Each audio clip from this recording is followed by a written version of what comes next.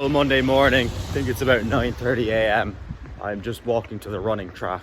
There's a really nice running track with a calisthenics park, and yeah, I'm gonna smash a run and a calisthenics workout. Just had a talk with my friend Keith. He's a colleague that I'm working with, linked with him in Barcelona there a few weeks back, and he kind of threw a business idea at me, and it's something that I had actually thought about as well 2 months back. I wrote it on my journal, and something that I wanted to kind of ponder on, maybe look at doing in the future.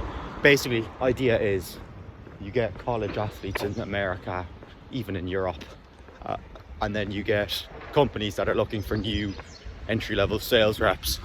Obviously they all want athletes. It's kind of a really strong correlation between stud sales reps and good athletes. I suppose they just have that fucking dog in them or whatever.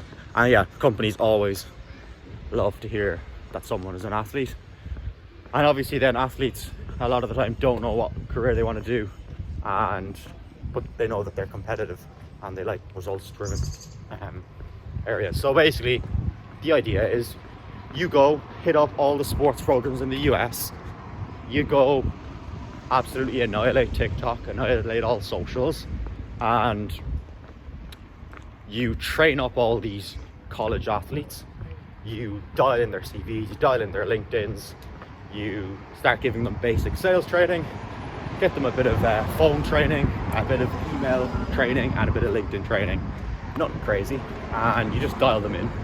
You do a little bit of interview prep, and then you reach out to a load of companies and recruiters, and you say, listen, we've got 100 athletes here ready to dial in. We've given them all kinds of sales training. They're ready to go. And you start building partnerships with these companies that want sales reps, and you charge the companies for their top sales reps. So for instance, at the start you probably go quite cheap because they wouldn't know if it's legit, if they can trust you. And then maybe you do some sort of a deal whereby if an athlete stays with them for 6 months, they pay us $2,000. Or if an athlete quits 1 month in, they don't pay us or something. But anyways, that's the idea. That's kind of the vision. I think it would pop off really well on socials. Like that would be a lovely LinkedIn. I think it could grow a page on LinkedIn quite well. And I think also a TikTok channel and like Insta Reels. Like that would be a very cool idea. Like I think sales is kind of on the up, but it's kind of a trend ever since Andrew Tate and the likes of all these kind of gurus and shit all talk and tell their story about how they started out in sales.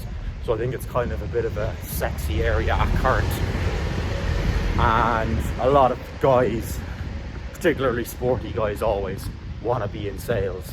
So yeah, it's kind of a perfect match here. And the issue is that the guys that are into sports and shit don't really know how to get these sales jobs. Companies want athletes and want fucking studs. So yeah, interesting. I went for a walk today without my phone for about 40 minutes on my break. Just walked, just thought about shit, and I realised that I've been putting everyone on a fucking pedestal. Like people that you look up to. Let's say Andy Elliott, some sales guru, or bloody Wayne Rooney if you're into football, or like Cillian Murphy. I put these guys on a bloody pedestal as if they're like some special sort of beast and they're not humans. But at the end of the day, they shit half a pound of shite a week, just like me. They've got 2 feet, 2 hands. And the main differentiator is that they were obsessed with their craft for longer than I was.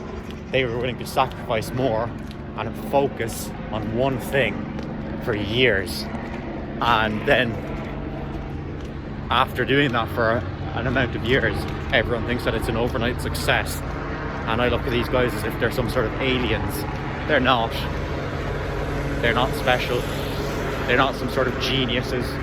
They just sacrificed more and put more focused hours into their craft. And by all means, it's great to read about these people, I think, and learn from them and see what they all have in common and things they did and learn about their story. But I think it's best not to wank over them, rather so to wank or look up to the actions that they took and the hard work and the effort and the sacrifice they put into it, and the investment and the time that they really invested into themselves over years, and realistically looked like complete idiots for years. People telling them they're stupid, they're crazy, they need to just get a normal job, and that's what I need to kind of look up to, and not so much the whole end result, but the inputs, and just the fact that they put their balls on the line and went after what they wanted. So yeah, that's my Monday night thought. And fast is slow. Something that I've really been pondering on for myself over the last few days, before going to bed and all, because I'm the sort of guy that just rushes shit, goes all out action constantly, doesn't really think about stuff and just fucking does shit. It's kind of recently, and it's been fueled by fucking about 5 coffees a day, and I'm going around like a bloody cokehead just on coffee.